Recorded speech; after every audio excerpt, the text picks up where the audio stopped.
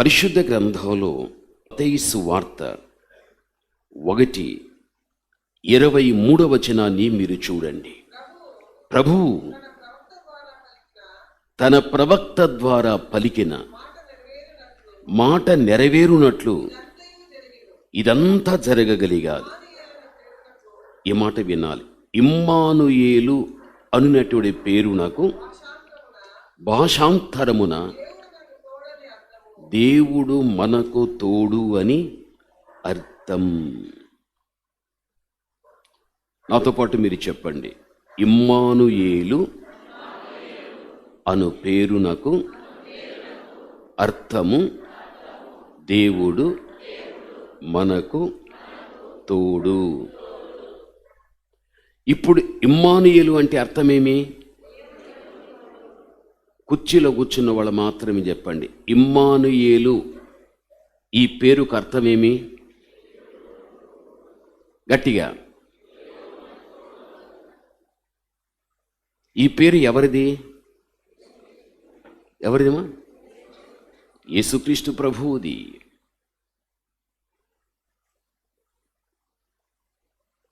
ఆయనకి పరిశుద్ధ గ్రంథంలో ఎన్నో బిరుదులు ఉన్నాయి.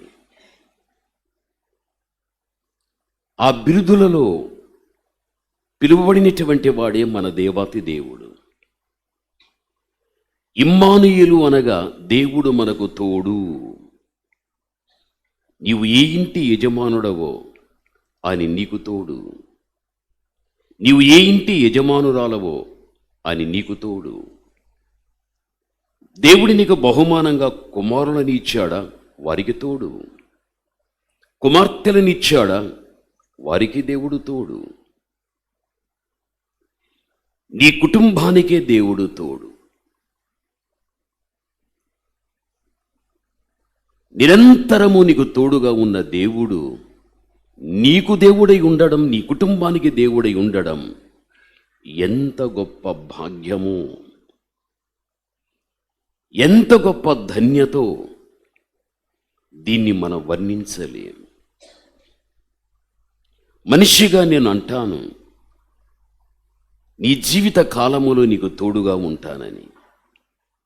అనేకులు నన్నంటారు, నేను నీకు తోడుగా ఉంటాను అని.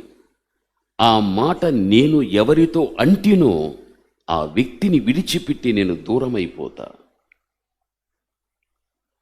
ఎవరైతే నాతో నీకు తోడుగా ఉంటానని చెబుతున్నారో ఒక సందర్భములో వారు కూడా నన్ను విడిచిపెట్టి దూరం అయిపోతారు.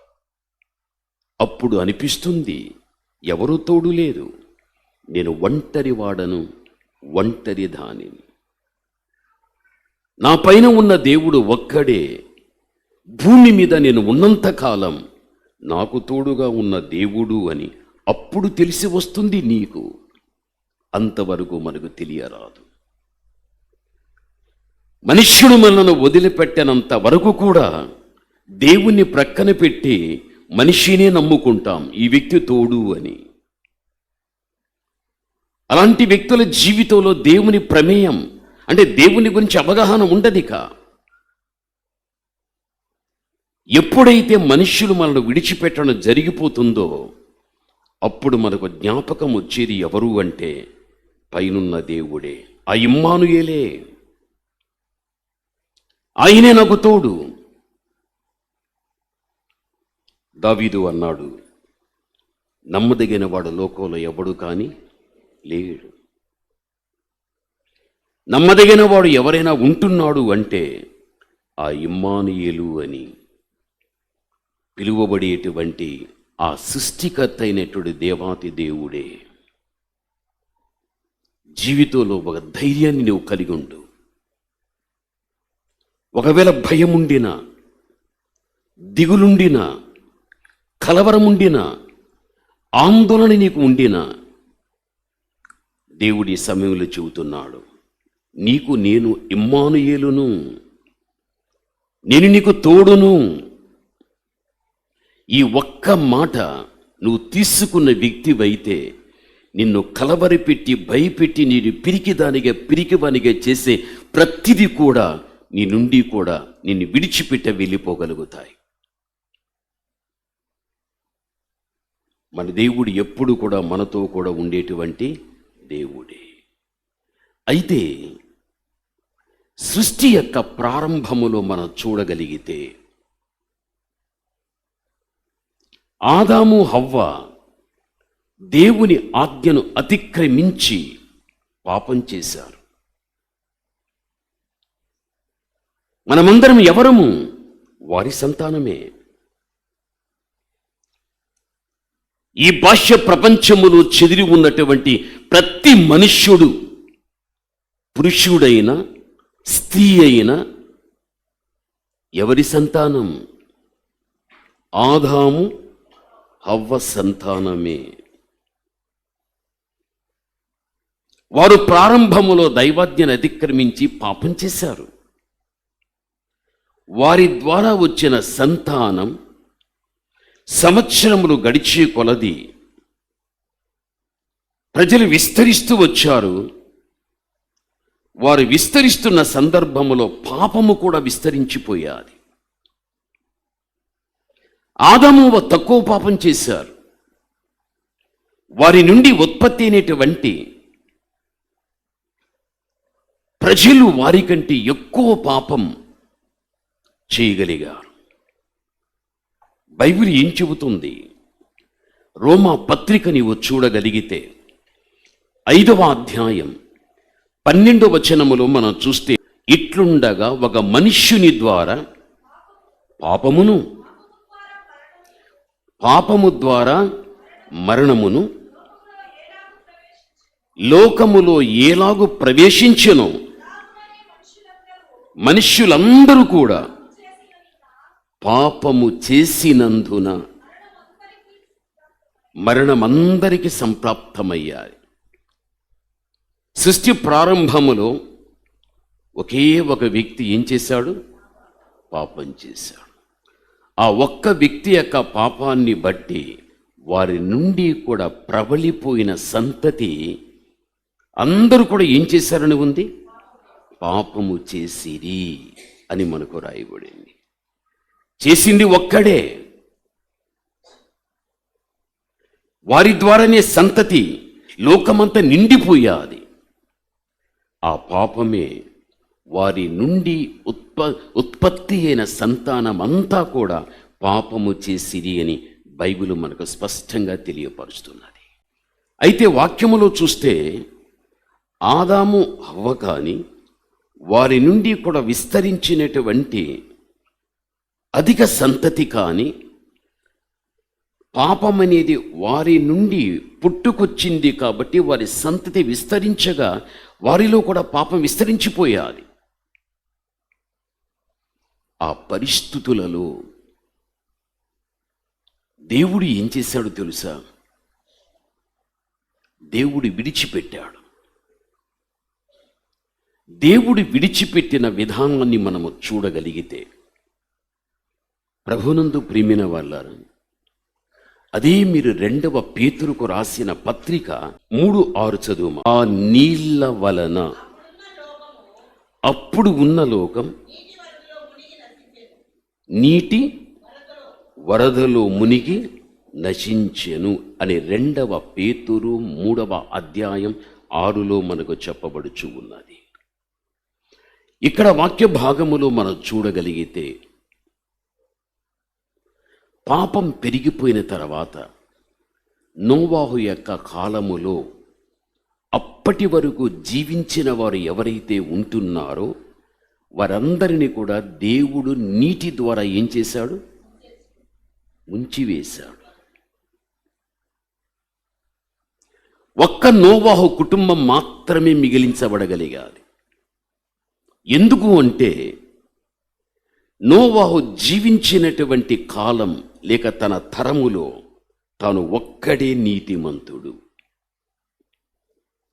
తన నీతిని బట్టి భార్య అయినా, తన నీతిని బట్టి తన 3 కుమారులైనా, తన నీతిని బట్టి తన కుమారుల యొక్క భార్యలనైనా దేవుడు వారిని భద్రపరిచి, దేవుడు వారిని ఏర్పరుచుకొని ఆ నీళ్ల గుండా వారు నాశనము కాకుండా ఉండునట్లు దేవుడే నోవాహు ద్వారా ఒక చక్కని ఓడను నిర్మింపచేసి అందులో వారిని పెట్టి ప్రకృతిలో ఉన్నటువంటి ప్రతి ఆడ మగ జీవిని అందులో దేవుడు పెట్టడం, ఆకాశ వాకిండ్లను విప్పడం, 40 రాత్రింబగళ్ళు వర్షం పడడం, కావలసినంత నీటిని భూమి తీసుకోవడం, ఆ తర్వాత నీటిని భూమి వదిలిపెట్టడం, వదిలిపెట్టిన తర్వాత పడే వర్షాన్ని బట్టి భూమి మీద నీటి మట్టం పెరగడం, అలా పెరుగుతూ రాగా మానవ కంటి కనుచూపు మేరకు కనిపించేటువంటి చెట్లు అయినా కొండలైనా పర్వతములైనా ఏవైతే ప్రకృతిలో ఎత్తైనవిగా ఉండగలిగాయో అవన్నీ కూడా మునిగిపోయి మొత్తం భూమి నీటితో సమస్తాన్ని సమాధి చేసేసాది. పెరిగిపోయినటువంటి నీటి మట్టము పైన నోవాహు ద్వారా నిర్మింపబడిన ఓడ ఒక్కటి మాత్రమే తేలుకొని ఉండిపోయాది. అందులో నోవాహు యొక్క కుటుంబం. కథం అందరూ కూడా నీళ్లతో ఏమైపోయారు? మునిగిపోయారు. ఇప్పుడు దేవుడు మానవుణ్ణి విడిచిపెట్టాడా? ఈ వాక్యాన్ని బట్టి చూడగలిగితే దేవుడు మానవుని ఏం చేశాడు? విడిచిపెట్టేశాడు. ఒకని ద్వారా పాపం వచ్చింది, వాని ద్వారానే సంతతి ఉత్పత్తి అయ్యాది. అతని ద్వారానే పాపం వచ్చింది కాబట్టి అతని ద్వారా ఉత్పత్తి అయిన సంతతి అంతా కూడా ఏం చేశారు? పాపం చేశారు. ఆ పాప ఫలితమును బట్టి నీళ్లతో అందరూ ఏమైపోయారు? చనిపోయి బైబిల్ మనకు స్పష్టంగా చెబుతుంది. దీన్ని బట్టి చూడగలిగితే దేవుడు వారిని విడిచిపెట్టాడు.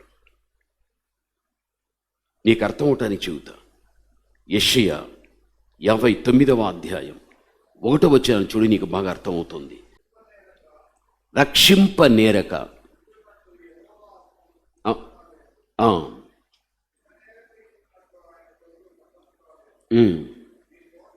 మీ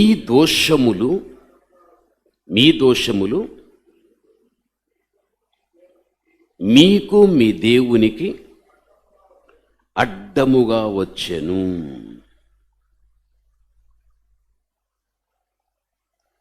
మనిషిని రక్షించటానికి దేవుని చెయ్యేమి కురుచకాలేదు. ఆయన బాహు లోకములో చెదిరి ఉన్న వ్యక్తులందరి మీద కూడా ఆకాశ విశాలము పరచబడినట్లుగా ఆయన హస్తం అంత పరచబడి ఉంది. మనిషిని రక్షించటానికి నా చెయ్యము కురచగా లేదు, తక్కువగా లేదు. విననేరక ఉండునట్టు నా చెవులేమి మందము కాలేదు, నాకు వినబడుతాయి. రక్షించటానికి నా చెయ్యి శక్తివంతమైంది. అయితే మీ పాపములు నాకును మీకును ఏంగా వచ్చాయి? అడ్డుగా వచ్చాయి. అందుకే బైబిలు వాక్యములో ఆదాము హవ్వ ఆజ్ఞను అతిక్రమించినప్పుడు పాపం చేశారు. ఆ పాపాన్ని బట్టి దేవుడే వారికి దూరం అయిపోయాడు. వారి నుండి సంతతి ఉత్పత్తి అయ్యాది నోవాహు కాలం వరకు. వారి నుండి ఉత్పత్తి అయిన సంతతి ఎక్కువ పాపం చేసేసాది. అందుకే దేవుడు వారికి ఏమైపోయాడు? మీ పాపం నాకు ఏంగా వచ్చింది? అడ్డుగా వచ్చింది. బైబిల్ చెబుతుంది. అందుకే నోవాహు కాలములో నీళ్ల గుండా అందరినీ కూడా దేవుడు నశింప చేయడం అనేది చూస్తూ ఉంటున్నాం. దీన్ని బట్టి చూడగలిగితే ఆదాము నుండి నోవాహు వరకు కూడా దేవుడు వారికి దగ్గరగా తోడుగా ఉన్నాడా, లేక దేవుడే వాళ్ళని విడిచిపెట్టేశాడా? దేవుడే విడిచిపెట్టేశాడు. దేవుడు విడిచిపెట్టకుండా ఉంటే జలప్రళయముతో వారిని ఎవ్వరిని కానీ దేవుడు ఏం చేసేవాడు కాదు, నాశనం చేసేవాడు కానే కాదు. ఒకే మనిషిని ద్వారా పాపం, వారి ద్వారా ఉత్పత్తి అయిన సంతతి విస్తరించగా పాపం విస్తరించిపోయాది. వారికి దూరమైపోయినటువంటి దేవుడు వారి పాప ఫలితముగా దేవుడే జలప్రళయముతో నాశనం చేసేసాడు. ఆ తర్వాత దేవుడు ఏం చేశాడో తెలుసా? అదే మీరు ఆదికాండం మీరు చూడండి, 8వ అధ్యాయం 21వ వచనాన్ని చదువుకుందాం. భూమిని ఏం చేయనంటున్నాడు? నేను శపించాను. బాల్యము నుండినే మనుషుల్లో ఏముంది? చెడ్డ మనస్సు అనేటి ఉంటున్నది. కాబట్టి నేను వారిని ఏం చేయను? వారిని సంహరింపను. 3వ అధ్యాయం 15వ వచనం వెనుకున్న వారు చదువుతారు. అమ్మ స్త్రీలు మీరు కూడా చదవండి మా. మరియు నీకును స్త్రీకిని నీ సంతానానికి ఆమె సంతానానికి వైరము కలుగజేసేదను.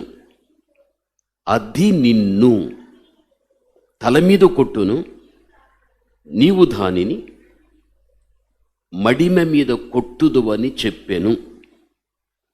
అది అనేటువంటి మాటకు పుట్టినోట్ల అర్థమేమ్మా? అది అనే మాటకు పుట్టినోట్ ఏం రాశాడు? ఆయన. ఆయన, అది అనగా ఆయన. ఎవరాయన? స్త్రీ సంతతిలో పుట్టినవాడు. దేవుడు ఒక్కడే స్త్రీ సంతానం. భూమి మీద ఉన్న ప్రతి మనుష్యుడు కూడా పురుష సంతానం. ఎందుకు అనగా స్త్రీ పురుషుల సంపర్కముతోనే సంతతి ఉత్పత్తి అయ్యాలి.